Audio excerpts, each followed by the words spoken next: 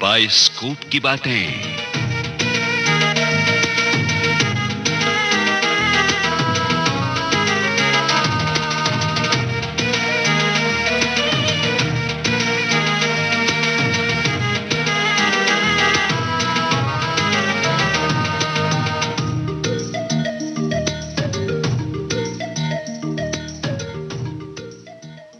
आज बाइस्कोप की बातें विशाल पिक्चर्स के बैनर तले बनी विशाल नाम और विशाल दाम कमाने वाली फिल्म की बातें। ये एक ऐसी फिल्म थी जिसके बाद वतन परस्ती के मकसद से भरी फिल्मों की तरफ फिल्म संसार ने एक नए सिरे से सोचना शुरू किया और इस फिल्म ने मनोज कुमार को भारत कुमार का नया अवतार दिया। देश की धरती का गुणगान करने वाली इस फिल्म का नाम है उपकार। फिल्म उपकार के बारे में जानकारियां बटोरी हैं इसाक मुजावर ने। आलेख तैयार किया है कार्यक्रम के प्रोड्यूसर लोकेंद्र शर्मा ने और सहायिका हैं उषा मेहता। तो आइए सुने लोकेंद्र शर्मा की बातें, यानी फिल्म उपकार की चर्चा, अर्थात सुने बाइस्कोप की बातें। मेरे देश की धरती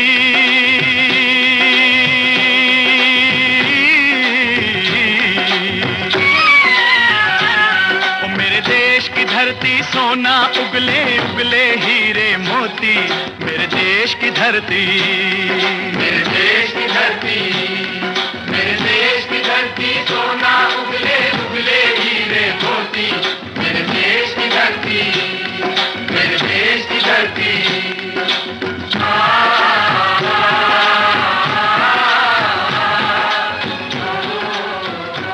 सन 1967 में फिल्म उपकार की बदौलत ये गीत पहली बार सुना गया था और तब से आज तक जाने कितनी बार सुना जा चुका है, लेकिन इसे बार-बार सुनने की चाह आज भी बनी हुई है। देश की धरती से सोना और हीरे मोती उगलने की बात कहने वाली फिल्म उपकार ने बॉक्स ऑफिस पर भी दौलत के अंबार बार-बार उगले और अपने पहले ही लेखन, निर्देशन और निर्माण से मनोज कुमार सुपर कलाकारों में शामिल हो गए। हिसाब से उपकार मनोज कुमार का पहला निर्देशन था, लेकिन दोस्तों हिसाब से परे भी एक हिसाब होता है, लेकिन आमतौर पर उसका चर्चा नहीं किया जाता। इसलिए दबे सुर में लोग ये कहते पाए जाते हैं कि मनोज कुमार ने अपने निर्देशन का पहला जलवा सन 1965 की फिल्म शहीद में दिखाया था। हालांकि पर्दे पर नाम केवल कश्यप का आया था, लेकिन इस नाम के पीछे सारा काम मनोज कुमार का था। फिल्म शहीद की कामयाबी ने यह साबित कर दिया कि इस देश में देशभक्तों की तादाद कम नहीं हुई है। दर्शकों के दिलों ने वतन परस्ती के बसंती चोले को आज तक उतारा नहीं है। ओ मेरा रंग दे बसंती चोला, मेरा रंग दे, ओ मेरा रंग दे बसंती चोला, ओए रंग दे बसंती चोला, माए रंग दे बसंती चोला। ओ मेरा रंग। मनोज कुमार के दिल में देशभक्ति का रंग कब और कैसे भरा, इस बात की बारीकी में जाने की जगह उन्हें शाबाशी इस बात के लिए दी जानी चाहिए दोस्तों कि इस रंग को उन्होंने केवल अपने तक ही सीमित नहीं रखा।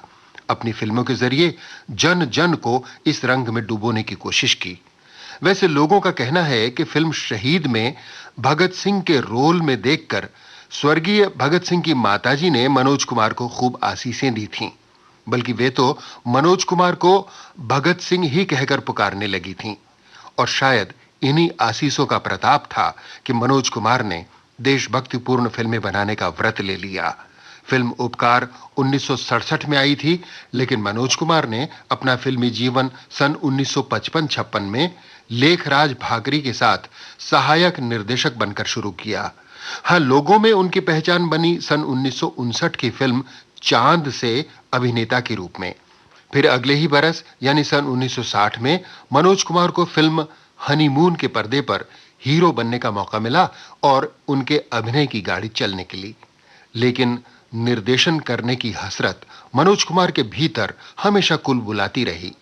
इसी के रहते जब उन्होंने राज खोसला, मोहन सहगल, विजय भट्ट और किशोर साहू जैसे दिग्गज डायरेक्टरों की फिल्मों में हीरो का काम किया, तो कैमरे के आगे होने के बावजूद कैमरे के पीछे क्या कुछ और कैसे कुछ होता है, इस बात पर ज्यादा नजर रखी।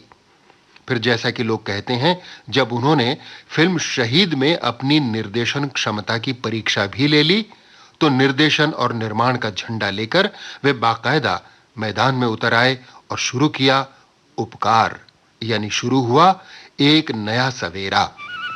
मलंग चाचा, उठो, सवेरा हो गया। एक सवेरा और हो गया। ये देख बेटा, जैसे ये दिया है ना, इसे मैं जब जलाता हूँ ये जलता है, इसी तरह जब तू मुझे जगाता है मैं जागता हूँ। चाचा फिर वही लंबी कहानी, लंबा भाषण। बेटा, राशन पर भाषण बहुत हैं, लेकिन भाषण पर राशन कोई नहीं, इसलिए जब भी बोलता हूँ ज्यादा ही बोलता हूँ, समझा? जा बेटा जा, स्कूल जाते देर हो रही। ज्यादा बोलने के साथ साथ सच बोलने वाले पॉजिटिव किरदार का यह चेहरा अभिनेता प्राण ने फिल्म उपकार से ही पाया और दर्शकों की वाहवाही पाकर बाद में बरसों तक इसे निभाया। दूसरे शब्दों में, खलनायक वाले डरावने रूप से प्राण साहब ने फिल्म उपकार के कारण ही छुटकारा पाया। सच पूछिए तो सन 1967 से पहले प्राण ऐसे खलनायक थे कि लोग अपने बच्चों का नाम तक प्राण नहीं रखते थे। उन्हें शरीफ आदमी की भूमिका देने की पहली कोशिश 1953 में राज कपूर ने की थी फिल्म आह में, और दूसरी 1954 में मनमोहन साबिर ने की फिल्म शीशे की दीवार में। लेकिन प्राण की ये दोनों शरीफ सूरतें लोगों को अच्छी नहीं लगीं और नतीजा ये हुआ कि प्राण खलनायकी वाला चेहरा बदल नहीं पाए। लेकिन सन 1967 के उपकार में मनोज कुमार की बदौलत मलंग चाचा बनकर प्राण शरीफों की जमात में शामिल हो गए। प्राण को तो खैर फिल्म उपकार से नई पहचान मिली, लेकिन अभिनेता कन्हैया लाल की मदर इंडिया वाली कमीनी हरकतों को उपकार ने एक बार फिर भुनाया। हिंदी फिल्मों के सर्वश्रेष्ठ खलनायक पंडित कन्हैया लाल मदर इंडिया में सुखी लाला थे, तो उपकार में थे लाला धनीराम। आइए लाला जी, हमारे साथ खाना खाइए। अरे भाई, मेरा खाना तो तुम ही लोग हो। जय जय राम जी की। मेरा मतलब तुम्हारी ये फसलें, इन्हें जल्दी जल्दी बड़ा करो, कटाई करो, ताकि मैं इन्हें मंडी में बेचकर 2 पैसे तुम्हें भी दूं और जो ढेला बचे वो मैं भी ले लूं। फिल्म उपकार की कहानी तब से शुरू होती है दोस्तों, जब इसके नायक भारत ने अभी जवानी में कदम नहीं रखा था। वो अपनी सौतेली मां, सौतेले भाई और पिता के साथ देश के हजारों लाखों गांवों जैसे ही एक गांव में रहता था। उसकी मां राधा का एक भाई था चरणदास। अपनी अपराधी हरकतों की वजह से वो जेल काट रहा था, लेकिन इन दिनों पैरोल पर छूटकर गांव आया हुआ था। राधा बहन, देख तेरे चरणों की सौगंध, ये 2 साल की कैद मेरी आखिरी कैद है। राधा बहन, बस तू मेरे सर पर हाथ रख दे, भगवान की सौगंध, फिर तुझे इस चरणदास को भाई कहते शर्म नहीं आएगी। ये तो तू हमेशा ही कहता है। अरे इस बार तो भगवान की सौगंध खा रहा हूं ना। साफ साफ क्यों नहीं कहता तुझे क्या चाहिए? राम राम राम, मुझे चाहिए कुछ नहीं, मैं तो सिर्फ ये पूछने आया था कि राखी कब है, बंधवाने आ जाऊं? राधा बहन, इस दुनिया में सिवाय तेरे मेरा और है ही कौन? बस एक तू ही तो है मेरी बहन। बहन के आगे भलमनसाहत बघारने वाले इस भाई चरणदास की जबान पर कुछ और था, दिल में कुछ और। मौका देखते ही उसने अपनी बहन के बक्से से गहने निकाल लिए, लेकिन भारत ने उसकी यह हरकत देख ली और तुरंत मां को बुला लाया। रख दो मेरे गहने, नहीं तो मैं कहती हूँ निकल जाओ यहाँ से, निकल जाओ। ये तो अच्छा हुआ भारत ने देख लिया। भारत ने देख लिया और अपनी मां को खबर कर दी। इस बात को चरणदास बर्दाश्त नहीं कर पाया। अरे चंदर के औलाद, अगर थोड़ी देर चुप रहता तो क्या बिगड़ जाता? क्यों चुप रहता? क्यों चुप रहता? बाबू के बच्चे, हरामखोर, मैं मार मार कर तेरी हड्डी पुतली बराबर कर दूंगा। बोल बोल। चरणदास अपने भांजे भारत को बेरहमी से मार रहा था।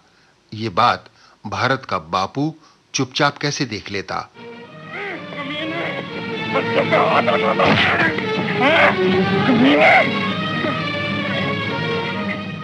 मारामारी बढ़ी। तो चरणदास ने खलिहान में रखा हुआ हल उठा लिया और हल की कुदाल को भारत के बापू के पेट में घुसा दिया।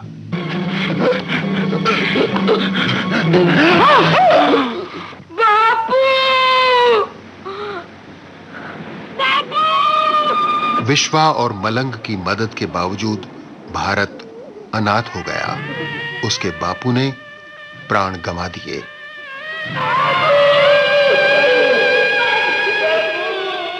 जीवन हो या मृत्यु, सुख हो या दुख, समय का पहिया अपनी चाल नहीं रोकता। हां, समय बदल जरूर जाता है। भारत और पूरण जवान हो गए। पूरण शहर में पढ़ने चला गया और भारत खेतों में हल चलाने। एक दिन मां अपने बेटे भारत के लिए दोपहर का खाना लेकर खेत पर पहुंची तो देखा उधर से गुजरते हुए मेजर साहब भारत से बतियाने के लिए रुके हुए थे।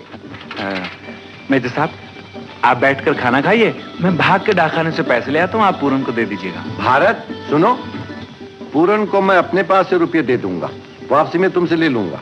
मेजर साहब, क्यों, मुझ पे विश्वास नहीं कि मैं वाकई पूरन को रुपये दे दूंगा? विश्वास आप पर मेरा ही क्या, आप पर तो सारे देश का विश्वास है मेजर साहब। मैं तो ये कह रहा था कि आपको भारत, वो देखो, हल और बंदूक। बंदूक तुम्हारा विश्वास है और हल हमारा विश्वास है, और आज ये दोनों सारे देश का विश्वास है।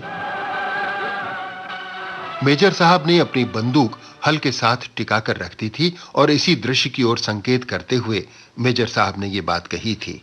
सच पूछिए तो सन 1965 के भारत पाक युद्ध के बाद तब के प्रधानमंत्री लाल बहादुर शास्त्री जी ने देश को एक नारा दिया था, जय जवान जय किसान, और इसी नारे से प्रेरणा लेकर फिल्म उपकार की कल्पना की गई थी।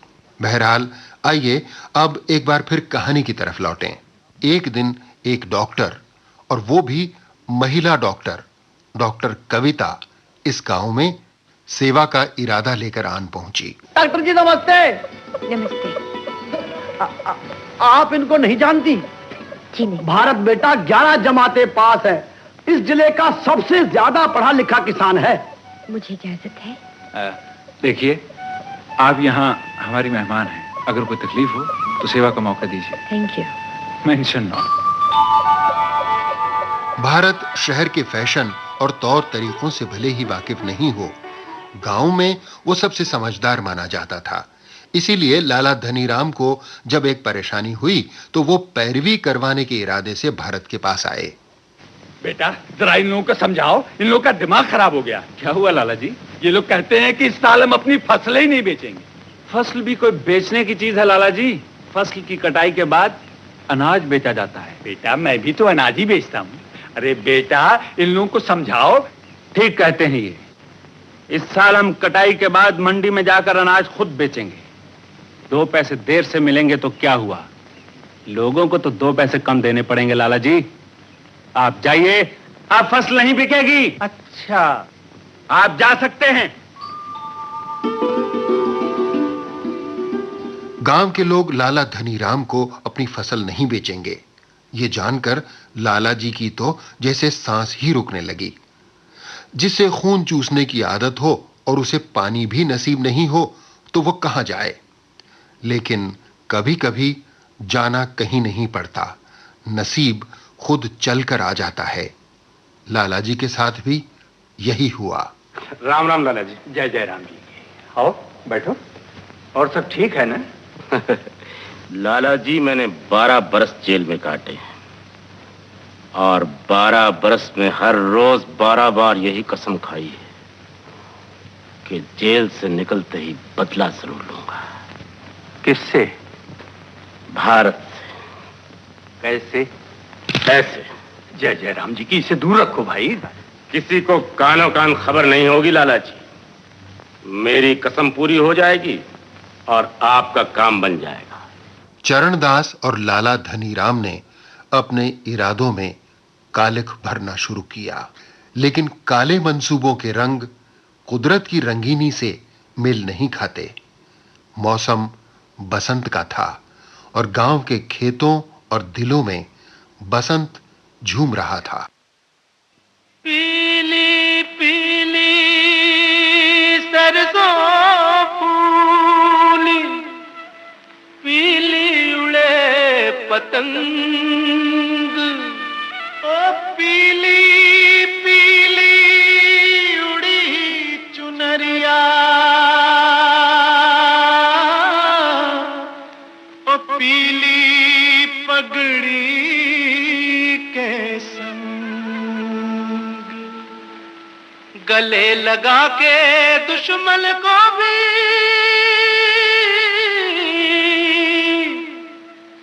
यार बना लो कहे मलंग।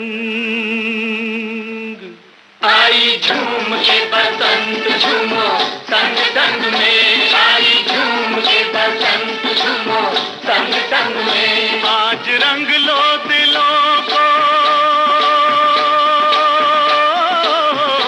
रंग लो दिलों को एक रंग में। आई झूम के बसंत झूमो संग संग में, आई झूम के।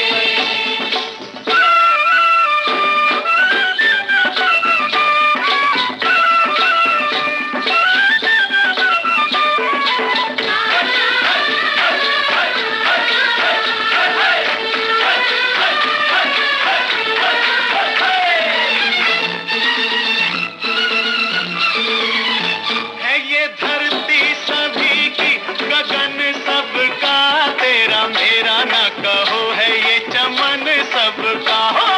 मेरा ना कहो है ये चमन सबका, ओ तेरा मेरा जो कहे, ओ तेरा मेरा जो कहे वो है छोटे दिल का, खरे दिल से बदल ले जो है खोटे दिल का, ओ खरे दिल से बदल ले जो है छोटे दिल का। कोई छोटा ना बड़ा,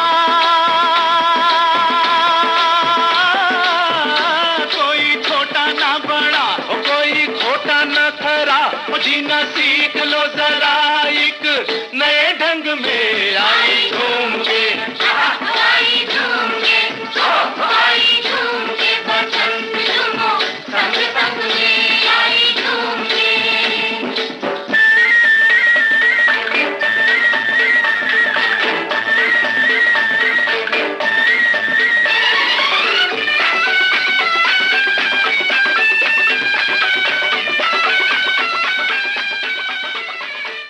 इस गीत में आशा भोसले, मन्ना डे, महेंद्र कपूर और शमशाद बेगम के अलावा अभिनेता सुंदर की आवाज भी सुनाई देती है। मेरी हड्डी के लाखों मन दाने दाने तेरी भट्टी में भुन गए जाके, ओ जाके तेरी भट्टी में भुन गए जाके।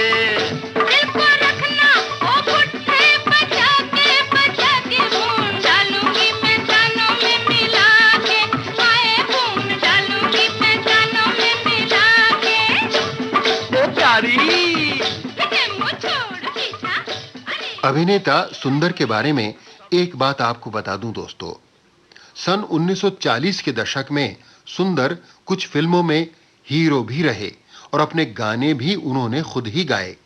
सन 1944 की फिल्म शुक्रिया में बतौर हीरो उन्होंने गाना गाया था, नैनों के तीर चला गई एक शहर की लौंडिया। बाद में जब वे चरित्र और हास्य अभिनेता बने तब भी उन्होंने शगुफा, मेम साहब, झांझर और झमेला आदि कई फिल्मों में हास्य गीत गाए। बल्कि सी रामचंद्र के साथ गाया हुआ फिल्म झमेला का उनका गाना तू ठहर अभी में आया, ये खासा लोकप्रिय हुआ था।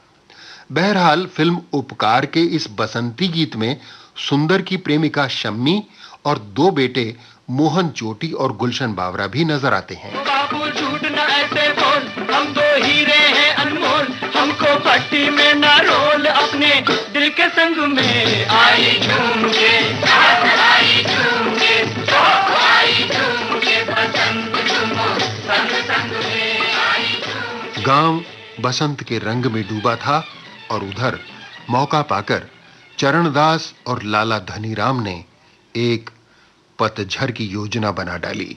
पूरन, सुना है कि तुम शहर में रहना चाहते हो और तुम्हें कार का बड़ा शौक है।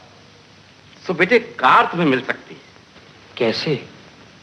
भारत जमीन तो बेचना ही नहीं चाहता। जय जय राम जी की, उसकी जरूरत क्या है बेटे? मेरा कारोबार यहाँ से बड़े बड़े शहरों तक भाग लिया है और मैं हो गया हूँ बूढ़ा, खुद भाग नहीं सकता। तो भाग दौड़ के लिए एक आदमी चाहिए ना। तुम पढ़े लिखे हो, शहर की देखभाल तुम करो और गांव के काम मैं संभालूंगा। लाला जी कह रहे थे कि 1500 से 2000 की तनख्वाह तो मामूली बात है। सच? 100 पैसे सच। तुम रुपए का बंदोबस्त कर लो और काम शुरू कर दो। रुपए का बंदोबस्त? किस लिए? मैं बताता हूँ बेटे, ये इसलिए कि जब तुम शहर में मेरा कारोबार संभालोगे तो मेरे हजारों रुपए भी तो तुम्हारे पास रहेंगे। उसकी जमानत के लिए तुम्हें 20,000 की रकम मेरे पास रखनी होगी।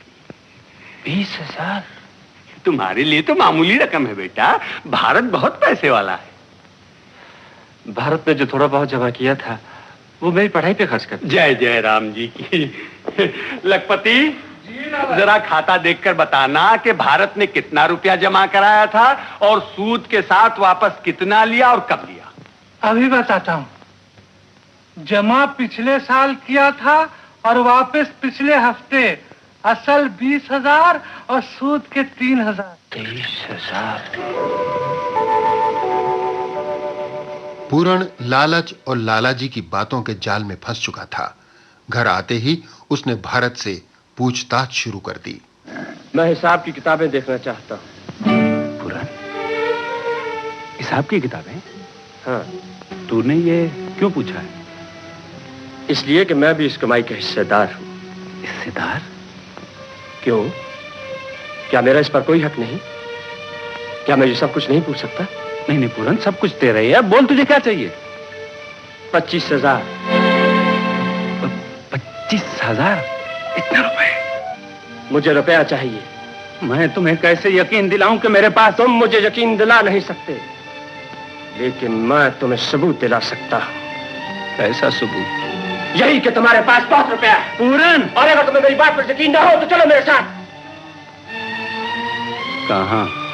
धनीराम के घर। धनीराम? हाँ। आओ आओ मेरे साथ। भारत और पूरण लाला धनीराम के पास पहुंचे, लेकिन लालाजी और चरणदास अपनी मक्कारी के लिए पहले से तैयार थे।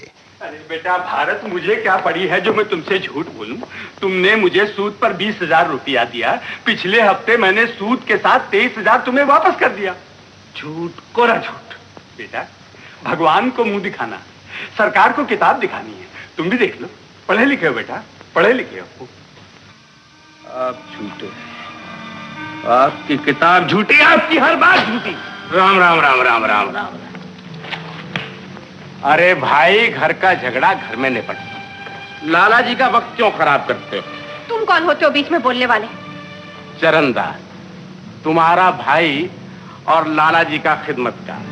ओ बेटा भारत, अगर ये रुपयों का मामला तुम्हें पूरन से छुपाना ही था तो मुझसे पहले ही कह दिया होता।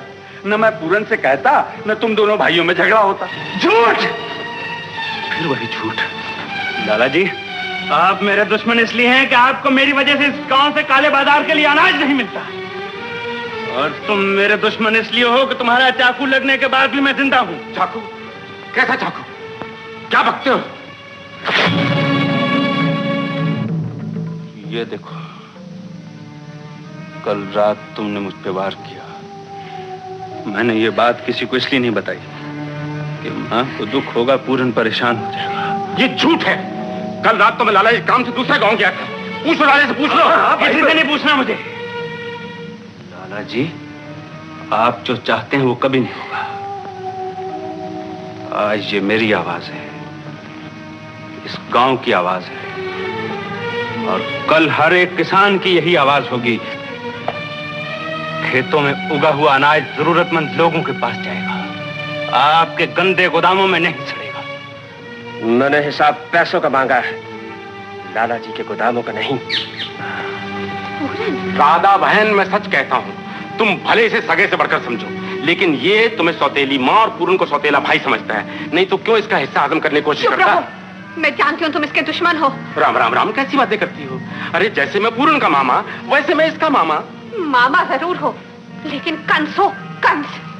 माँ बेटा कान खोल कर सुन लो, अगर तुम लोगों ने मेरा हिस्सा नहीं दिया तो अदालत दिलवाएगी। आप पैसे नहीं देना चाहते तो मत दो, जमीन बांट दो।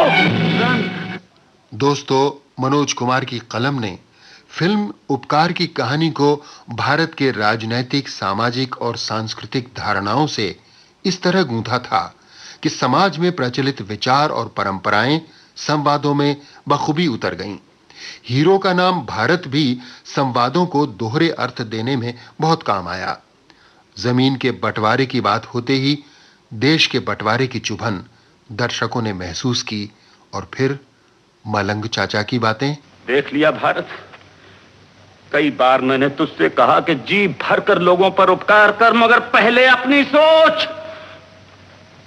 मगर पगले, तू अभी तक इतना भी नहीं समझा कि राम ने हर युग में जन्म लिया, मगर लक्ष्मण फिर पैदा नहीं हुआ। लक्ष्मण बेशक एक आदर्श छोटे भाई का प्रतीक था, लेकिन पूरण एक अपूर्ण, एक अधूरे और भटके हुए विचार की परछाई। बंटवारा हो गया। पूरण, जब हाथ कटकर अलग होता है तो तकलीफ होती है, दिल रोता है, आत्मा तड़पती है। लेकिन सुन, मैं भी भारत हूं। मैं ना तो कभी बंटवारे के हक में था और ना अब हूं। ये ले जमीन के कागजात मैंने दस्तखत कर दिए। मैंने अपना हिस्सा तेरे नाम नहीं, तेरी औलाद के नाम लिख दिया है। सिर्फ इसलिए कि तू ये जमीन बेच ना सके, इस माटी का अपमान न कर सके।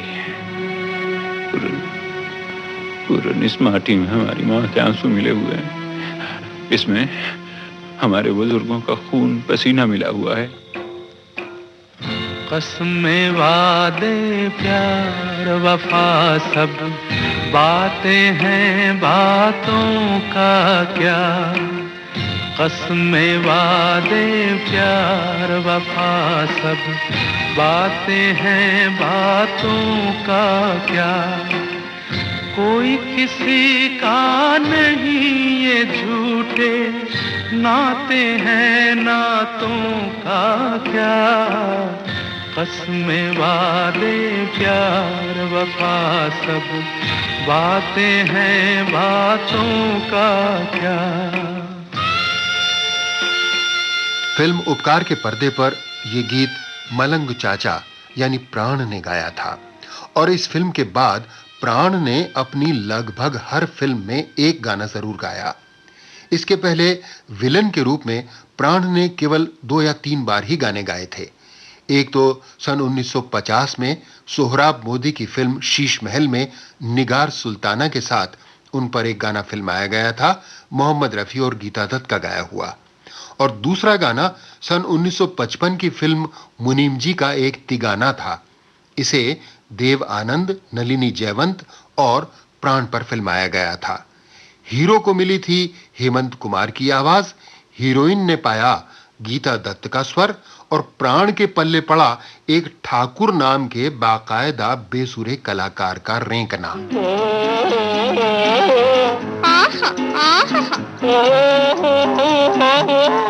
दिल की उमंगे हैं जवान, गाइए ना एक बार और। दिल की उमंगे है जवान, रंग में डूबा है समा। मैंने तुम्हें जीत लिया, हार के दोनों जहां, दिल की उमंगे हैं जवान।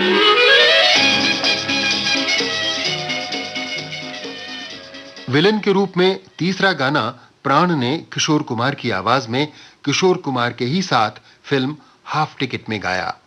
बहरहाल आइए उस गीत का जायजा लें जिसे इंदिवर ने लिखा था और फिल्म उपकार के जिस गीत के साथ प्राण साहब ने अपने किरदार का चोला बदला।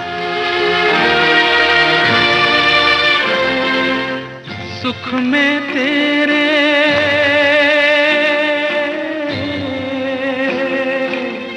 सुख में तेरे साथ चलेंगे, दुख में सब मुख मोड़ेंगे। दुनिया वाले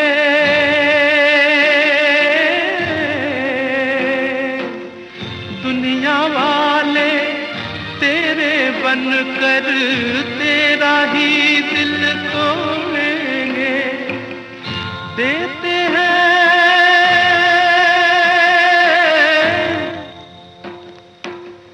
देते हैं भगवान को धोखा, इंसान को क्या छोड़ेंगे। कसमें वादे प्यार वफा सब बातें हैं, बातों का क्या। कोई किसी का नहीं ये झूठे नाते हैं, नातों का क्या। कसमें वादे प्यार वफा सब बातें हैं, बातों का क्या। फिल्म उपकार की कामयाबी का सेहरा बेशक इस फिल्म के संगीत को भी दिया जाना चाहिए। इसके लिए जिम्मेदार थे कल्याण जी आनंद जी। शुरू में मनोज कुमार का विचार था कि वे अपनी पहली फिल्म के लिए शंकर जयकिशन को संगीतकार के रूप में लेंगे, लेकिन उन दिनों शंकर जयकिशन की जोड़ी कुछ व्यक्तिगत कारणों से एक मानसिक तनाव का शिकार थी और इसीलिए जयकिशन साहब ने मनोज कुमार को सुझाव दिया कि वे कल्याण जी आनंद जी को ले लें। कहने की जरूरत नहीं दोस्तों कि यह सुझाव मनोज कुमार के हक में कितना सही साबित हुआ। इन बातों से पहले हम कहानी के उस मोड़ पर थे दोस्तों जहां प्राण यानी मलंग चाचा पर्दे पर गाना गा रहे थे और भारत की जमीन का बंटवारा हो रहा था। बंटवारे की पीड़ा भारत सह नहीं पाया और गांव को छोड़कर चला आया। एक जगह मूसलाधार बारिश में पनाह पाने के लिए वो रुका तो वहीं उसकी भेंट हो गई मेजर साहब से। भारत, तुमने किसी से कुछ बताया भी नहीं, अपनी मां से भी नहीं? हिम्मत नहीं हुई मेजर साहब। मां के आंसू मेरे पांव में बेड़ियां डाल देते। गांव गया तो सारी बातें मालूम हो। ये तो अच्छा हुआ कि यहाँ बारिश की वजह से रुक गया और तुमसे मुलाकात हो। कुछ दिन गांव से दूर रहूंगा तो हालात अपने आप ठीक हो जाएंगे। तुम यहाँ कैसे आए? मैं सरदार जी के ट्रक में। कहां जाओगे? कहीं भी। क्या करोगे? कुछ भी। कुछ भी करने के लिए क्या है तुम्हारे पास? ये दो हाथ। भारत में ये सोच रहा था, आज का किसान कल का जवान। क्या ये हो सकता है? सच में जैसा। तो चलो मेरे साथ। भारत ने किसान से जवान बनने का यानी फौज में भर्ती होने का फैसला कर लिया, लेकिन ये बात बताई सिर्फ कविता को। तो फौज में भर्ती हो गए हो? हाँ, हल और बंदूक दोनों का मिट्टी से ही तो वास्ता है। गांव कब आओगे? गांव ट्रेनिंग खत्म होने के बाद छुट्टी मिलेगी तो आऊंगा। छुट्टी मिलेगी तब? हाँ। कविता, तुम गांव कब जा रही हो? कल। मेरा एक काम करोगी? क्या? मैं गांव से चलते वक्त हॉस्पिटल से इस घर का पता ले आया था और किसी से मिल के नहीं आया, मां से भी नहीं। जहां तक हो सके मां का ख्याल रखना। मां जी की सेवा करना मेरा फर्ज है। और कोई हुक्म? जी। जी।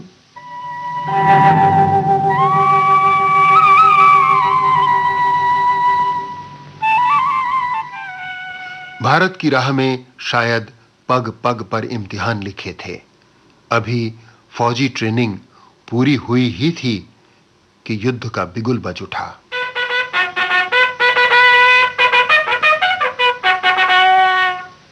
श्रीमान, कंपनी आपके लेक्चर के लिए हाजिर है। आपके लिए हुक्म लाया हूं। हमारे देश पर दुश्मन ने हमला कर दिया है। सीमा पर चारों तरफ से दुश्मन ने हमारी गैरत को ललकारा है। हम ईंट का जवाब पत्थर से देंगे। हमारी पवित्र धरती पर जो भी नापाक कदम पड़ेगा उसे हटा दिया जाएगा। हमारी बटालियन को सिर्फ 8 घंटे का नोटिस मिला है। आप लोग तैयार रहिए। इसके बाद हम किसी भी वक्त ऑपरेशन एरिया के लिए रवाना हो जाएंगे। सूबेदार साहब, मार्च अप। युद्ध पर रवाना होने से पहले भारत को कुछ घंटे की मोहलत मिली कि वो घर जाकर अपनी मां से मिलाए। भारत बेटा,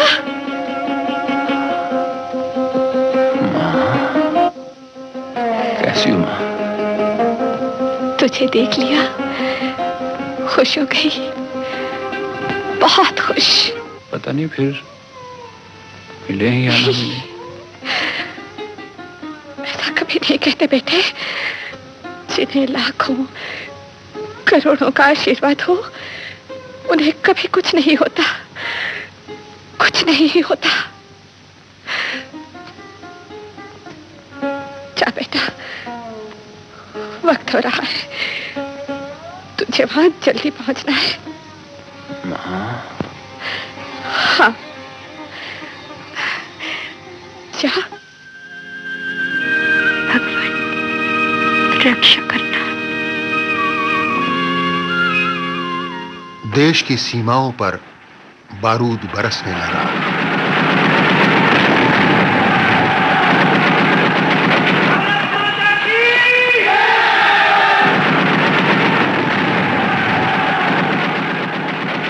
जब देश के सिपाही देश की खातिर मौत से टकरा रहे थे, ठीक उसी समय कुछ दरिंदे अपने काले धंधों के लिए जंग को एक मुबारक मौका समझ रहे थे। मुबारक हो, अब अनाज नहीं बेचा जाएगा। जंग शुरू हो गई है। अगर आज दाम दुगने हैं तो कल चौगने होंगे। 1 के 4 और 4 के 16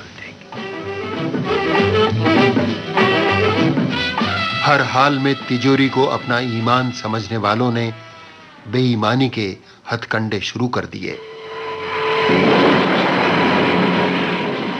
1 हिस्सा गेहूं और 3 हिस्से कंकर और जौ।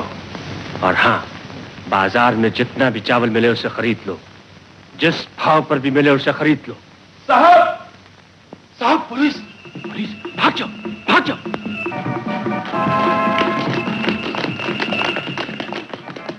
पुलिस को देखकर लाला धनीराम और चरणदास और पूरण तीनों के हाथ पैर फूल गए और अपनी जान बचाने के लिए उन्होंने चोरबाजारी का सारा दोष मुनीम लखपति के सिर मढ़ दिया।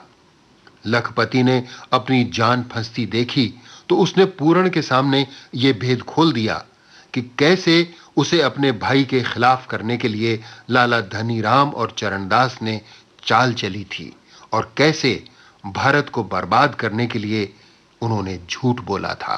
तुमने मुझसे झूठ क्यों बोला? मैं कहता हूं, तुमने मुझसे झूठ क्यों बोला? कहा ना तेरी भलाई के लिए। और आज अगर तू मालदार हो गया है तो मामा को आगे दिखाता है।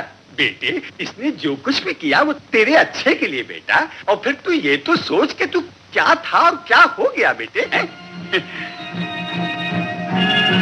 मैं क्या से क्या हो गया, कहां से कहां पहुंच गया हूं। बेटा पूरण सचमुच क्या से क्या हो गया था। घर में छुपे हुए दुश्मनों की बदौलत वो इंसान से दरिंदा बन गया और उधर मोर्चे पर बाहर के हमलावर दुश्मनों से उसका भाई भारत अभी भी जूझ रहा था। दुश्मन मेजर साहब को पकड़ कर ले गए। मैंने छुपकर उनका पीछा किया। इस वक्त वो काले पहाड़ के पीछे वाली चौकी में है। जरूरी कागजात भी मेजर साहब के पास थे। उन्हें बचाना ही होगा। भारत, तैयार हो जाओ। यही है वो चौकी। यहाँ मेजर साहब बंद है। यहाँ दुश्मन के कम से कम 25-30 आदमी होंगे।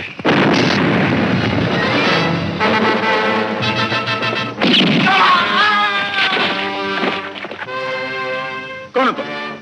भारत। क्या चाहते हो? मेजर साहब, जल्दी। भारत? चलिए साहब, भारत तो नक्शा और कागज बहुत जरूरी हैं। आप चलिए, मैं लेके आता हूँ। अपना आदमी बाहर खड़ा है। नक्शा। चलिए साहब। भारत, जल्दी। साहब उधर से नहीं, इधर से।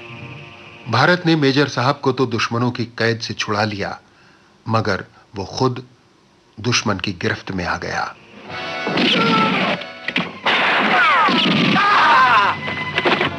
ले जाओ इसे बड़ी चौकी। अगर फिर भागने की कोशिश की तो जान से मार दी जाओगे। सिपाही को जान का गम नहीं होता।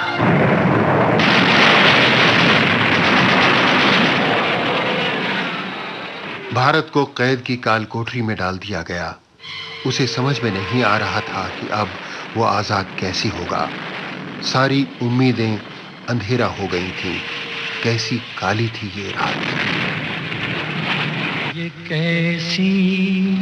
ये कैसी रात,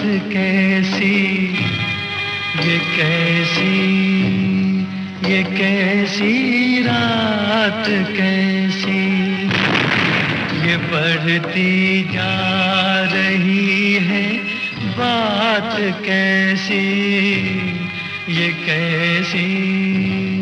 ये कैसी रात, कैसी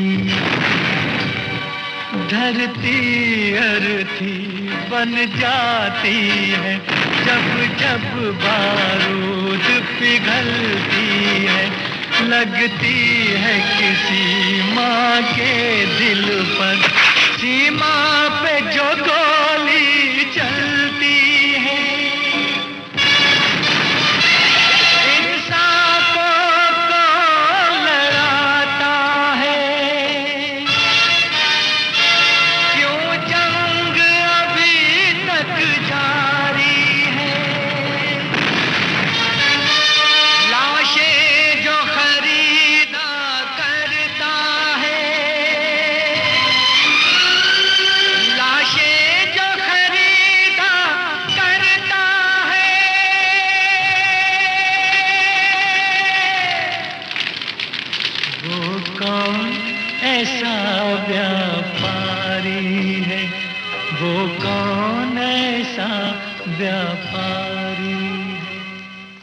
जंग बेशक मौत का व्यापार है, लेकिन कभी-कभी यह व्यापार इसलिए जरूरी हो जाता है कि इसके जरिए प्यार की रक्षा की जा सके। और प्यार करने वालों की दुआएं भारत के साथ थीं। डॉक्टर कविता भारत की सलामती के लिए हर पल दुआएं कर रही थीं। हर खुशी हो वहाँ तू जहाँ भी रहे, हर खुशी हो वहाँ तू जहाँ भी रहे, जिंदगी हो वहाँ तू जहाँ भी रहे, हर खुशी हो वहाँ तू जहाँ भी रहे, जिंदगी हो वहाँ तू जहाँ भी रहे, हर खुशी हो वहाँ तू जहाँ भी रहे।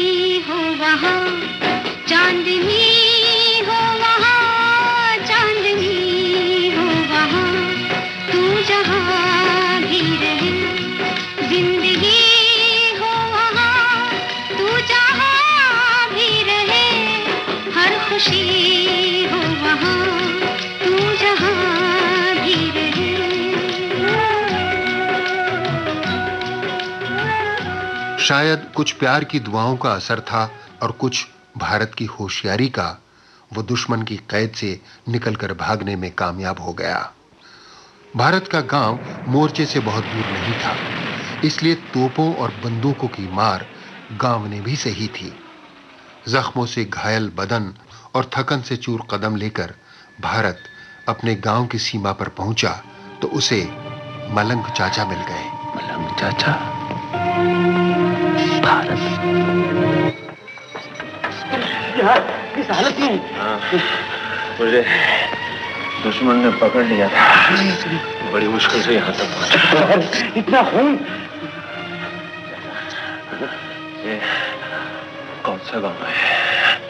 गांव है नहीं था कहो। गिनती के चंद मकान थे और अनगिनत बम गिरे। सारे का सारा गांव खंडर हो गया है, मरकट हो गया है। तुम यहां कैसे आए? इमदादी टोली के साथ गांव से निकला था और आगे मोर्चे तक भी गया। घर घर ने जो खाना बना कर दिया था उसे मुसीबत के मारे लोगों को दिया और जवानों ने भी खाया। क्या हुआ बेटा? भारत बेटा क्या हुआ? अभी लाया। लो बेटा पानी। पानी की ये धार पानी की नहीं थी, उसमें खून मिला हुआ था। खून? कितने आदमियों ने इस कुएं में दम तोड़ा होगा कि सारा पानी लाल हो गया। भारत कहाँ है वो वैशी जिन्हें जंग का शौक है? कहाँ है वो भेड़िए जो इंसानी खून के प्यासे है? कहाँ है वो? अगर आज वो मेरे सामने आए तो मैं उनसे कहूं कि आओ। अगर अब भी तुम्हारी प्यास नहीं बुझी तो डूब जाओ इसमें और बुझा लो अपनी प्यास। भारत के जख्मों से खून रिस रहा था। मलंग चाचा उसकी हालत से चिंता में थे कि तभी एक जल्लाद सामने आकर खड़ा हो गया।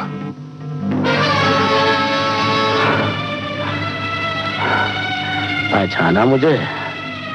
नाना कंस मामा। कंस तो कृष्ण को नहीं मार सका, लेकिन मैं तुझे नहीं छोड़ूंगा। देखता हूं अब तुम्हें कौन बचाता है। लानत है तुझ पर।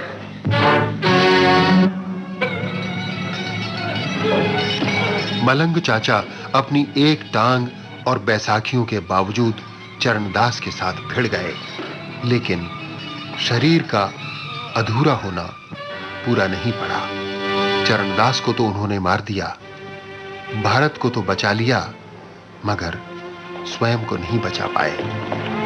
मलंग चाचा, मलंग चाचा, मलंग चाचा।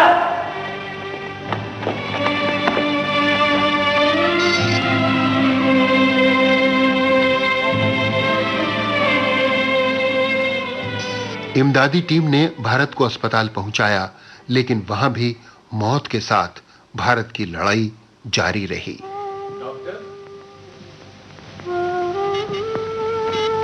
स्टॉक में खून की सिर्फ एक ही बोतल है और ये खून इनके खून से नहीं मिलता। अब क्या होगा? अरे मैं जाऊं, मुझे चीर लो, मेरा सारा खून ले लो, लेकिन मेरे बच्चे को होश में ले आओ। माँ जी। बेटी अब सोचो मत। देखो देखो इसका रंग नीला पड़ता जा रहा है। आइए मेरे साथ।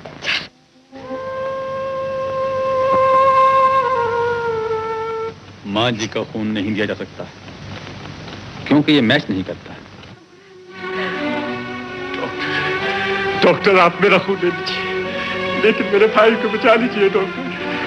डॉक्टर हमारे जिस्म अलग, लेकिन हमारी रगों में एक ही खून है। डॉक्टर आप इस खून का एक एक कतरा ले लो डॉक्टर, लेकिन मेरे भाई को बचा लो, मेरे भाई को बचा लो डॉक्टर। अभी की ब्लड रिपोर्ट से मालूम हुआ है कि जहर आहिस्ता आहिस्ता सारे जिस्म में फैलना शुरू हो गया है, क्योंकि जख्मों में सेप्टिक हो चुका है।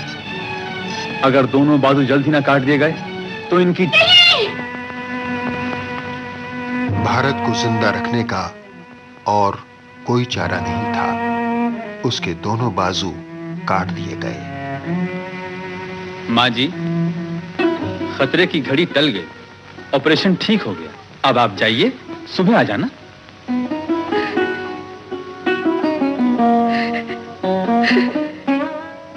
इस दृश्य में भी एक प्रतीक था। आजादी की जंग के बाद सन 1947 में जब देश आजाद हुआ, तब देश के दो बाजू पूर्वी और पश्चिमी पाकिस्तान के रूप में भारत से अलग हो गए थे। लेकिन अंगों के अलग हो जाने से जीवन समाप्त नहीं होता, बल्कि नासमझों की समझ लौट आए तो नौजवान पीढ़ी नए अंग बनकर देश को संवार सकती है। इस बात को फिल्म उपकार ने अपने अंतिम दृश्य में कुछ इस तरह कहा। मैंने कहा था ना, तू अच्छा हो जाएगा। माँ, हाँ? पूरन कहाँ है? बुलाती हूँ।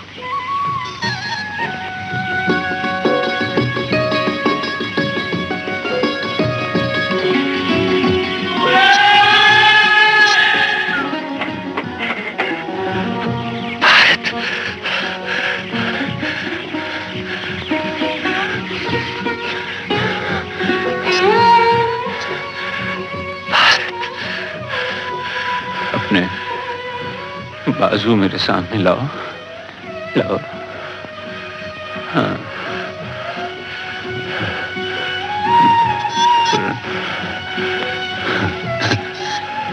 कौन कहता है कि मेरे बाजू कट गए हैं? देखिए, मेरे बाजू तो आज मुझे वापस मिले हैं।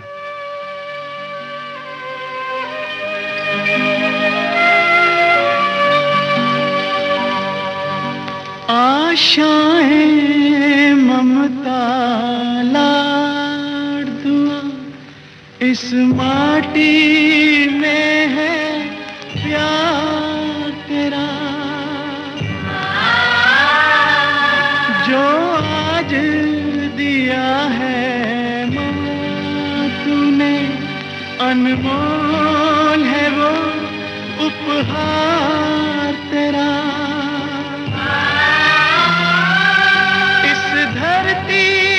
जिसने जन्म लिया उसने ही पाया प्यार तेरा। यहाँ अपना पराया कोई नहीं है, सब पे माँ उपकार तेरा है, सब पे माँ उपकार तेरा। मेरे देश की धरती, मेरे देश की धरती, सोना उगले उगले हीरे मोती। मेरे देश की धरती, मेरे देश की धरती।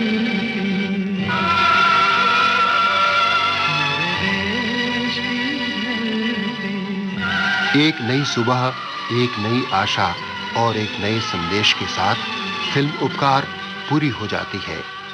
कहने की आवश्यकता नहीं कि फिल्म उपकार का उपदेश भारत के लिए आज भी नया है, और इसीलिए सन 1967 में रिलीज होने वाली इस फिल्म को पुरानी फिल्म कहना इंसाफ नहीं लगता।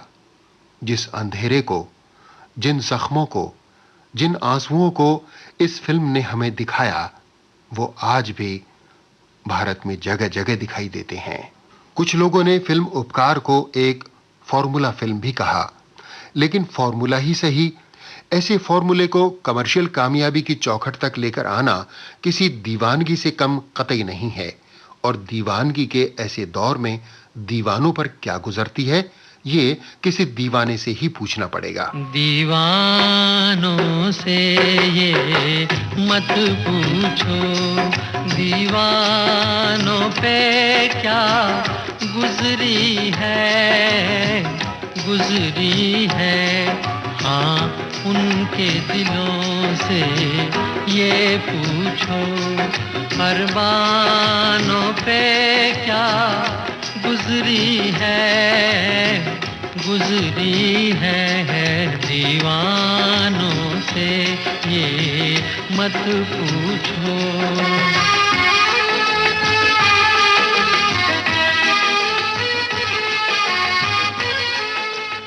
फिल्म उपकार ने प्राण को चरित्र अभिनेता, प्रेम चोपड़ा को खलनायक और कामिनी कौशल को मां का चेहरा दिया।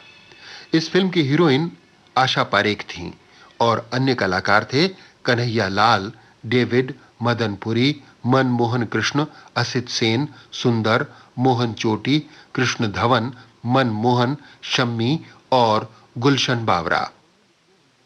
कैरोलिन किंग नाम की एक विलायती अभिनेत्री ने भी इस फिल्म में रोल किया था। इस फिल्म के 4 गीतकार थे प्रेम धवन, कमर जलालाबादी, इंदिवर और गुलशन बावरा। बॉक्स ऑफिस पर उपकार का कल्याण करने में कल्याण जी आनंद जी के संगीत ने भी पूरा साथ निभाया। और आनंद की बात यह कि फिल्म उपकार के गाने आज भी पूरा आनंद देते हैं। जब चलते हैं इस धरती पे हल ममता अंगड़ाइयां लेती है, अंगड़ाइयां लेती है। क्यों ना पूजे इस माटी को जो जीवन का सुख देती है, जो जीवन का सुख देती है।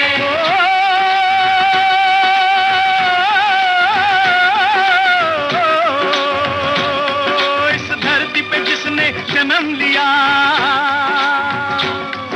इस धरती पे जिसने जन्म लिया, उसने ही पाया प्यार तेरा, पाया प्यार तेरा। यहाँ अपना पराया कोई नहीं, यहाँ अपना पराया कोई नहीं है, सब पे माँ उपकार तेरा है, सब पे माँ उपकार तेरा। मेरे देश की धरती,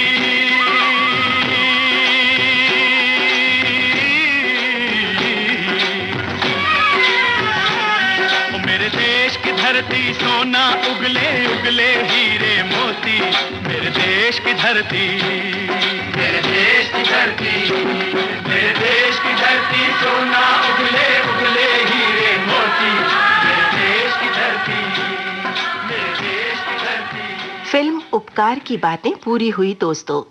विशाल पिक्चर्स की फिल्म उपकार के बारे में जानकारियां बटोरी इसाक मुजावर ने और इन जानकारियों में फिल्म के गीत और संवाद जड़कर आलेख तैयार किया लोकेंद्र शर्मा ने। कार्यक्रम को तैयार करने में सहायक थीं उषा मेहता और बाइस्कोप की बातें आपको सुनाई प्रोग्राम के प्रोड्यूसर लोकेंद्र शर्मा ने। अब अगले हफ्ते एक और फिल्म और कुछ और बातें, मगर फिलहाल नमस्कार। बाइस्कोप की बातें।